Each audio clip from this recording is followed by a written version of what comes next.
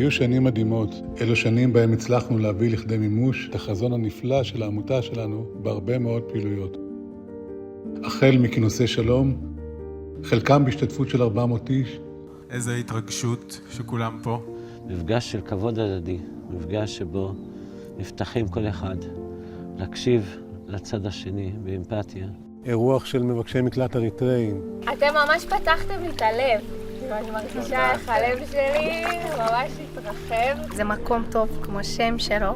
כאילו היה לנו סוף שבוע נעים וטוב. אירוח של משפחות פלסטינאיות. אירוח של אנשים שנמצאים בגמילה מהתמכרויות.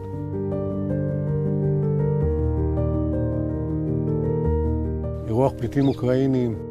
Мы хотим тот дух, который мы здесь получили, тот невероятное миролюбие, невероятная доброта, которая излучается от всех, кто здесь находится. הדרך כולה באה להפוך אותנו למי שמיטיבים עם הסביבה שלהם, ואל זה כל אחד מתחבר.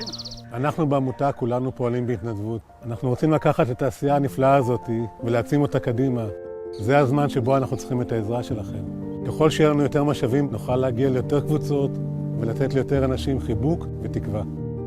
אנחנו לא מבקשים בשביל לקבל, אנחנו מבקשים בשביל לתת, ובעזרתכם נוכל להמשיך את העשייה הזאת.